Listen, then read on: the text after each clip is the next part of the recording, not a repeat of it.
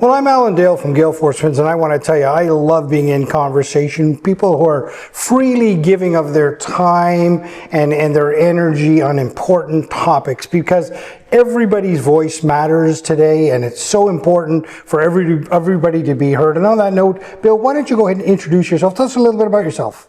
I'm Bill Jeffery. I'm a Canadian certified counsellor, and I'm currently the project coordinator for the Harbour Strong Men's Mental Health Network with the Canadian Mental Health Association of Newfoundland and Labrador. Talk to me about Harbour Strong. What is exactly, what are you hoping to get out of this? Harbour Strong is a program that we collaborated with the CMHA to put together a men's mental health network to raise awareness, to start getting some programs and services in place in society for a very vulnerable group of men who find it very hard to come out and talk about their mental health, even though the results have been disastrous. You know, why is it important that we're talking about men's mental health right now, Bill? It's one of those areas of society that doesn't get a whole lot of attention. The statistics say that we need to be talking about it. You know, men are struggling, our boys are struggling. All the statistics show that, but there hasn't been a real cohesive voice to be able to push through the change that we need to have. So it's really important that we all come together to talk about men and boys and the struggles that they're having, this way society's brought them up to be, the suicide rate, the issues with gender-based violence, all these different societal issues can be brought back to men's mental health. And you know, by bringing in programs for men's mental health, we can make an impact in some of those areas. You know, Bill, is there any sort of event or life experience that you've had that sort of brought you into this conversation, that's made it important for you to be in this conversation, and in fact, leading the conversation? For me, yes. I had depression, I guess, 20 odd years ago. And the amazing thing for me that I realized, I didn't realize I had it. And, you know, I was with my girlfriend, my wife now, and, you know, I realized at the time that I wasn't a nice guy, right? I'd morphed into a different character altogether.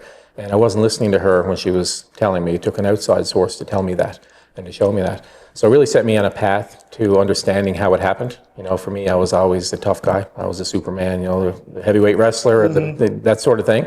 And I couldn't understand how I couldn't power through a mental health issue. And so I learned everything I could learn. I studied everything I could study, and eventually I went back and I did a master's degree to work in this with men, because I realized how pervasive this is in society. So many of our men and boys are struggling with this exact same issue, and the supports aren't out there for them. So I got involved because I had the experience, I recovered from it, my family recovered from it, and I want to make sure that other men and boys can recover from it as well. A few minutes ago, you used the word vulnerable. Are men vulnerable right now, and why? It's hard to understand that in today's society men can be vulnerable. Men are extremely vulnerable when it comes to mental health, and you know, one of the main reasons is the way we brought our boys up. Right? Societal pressures to be strong and competitive and dominant, you know, the mantras of boys don't cry, you handle your own business, you look out for help, it's a sign of weakness. Right? All these messages that we had as we grew up, they're still being shared with the young men, especially through social media and this type of thing. And it's really caused a lot of men to delay seeking help if they ever do. And it's, you know, a prominent reason why our suicide rate is in our province 2 years ago was 80% male. Wow. Bill, how do we move forward? The conversation, we start with this conversation, but how do we move forward? We need to normalize the conversation. We need to attack this head on. We need to let guys know that they're not alone. We need champions to come out and talk about mental health and recovery and adversity. We need to, you know, understand that you can be competitive and dominant, want to win in hockey, win in sports, but there's also a room there to talk about your feelings and regulate your emotions and, you know, kind of redefine masculinity. So we're trying to have some events that we're going to bring guys together. We're going to get guys that want to connect with other guys and bring them out, have conversation, see what we need to do going forward. But really the idea is to get guys together in a room talking.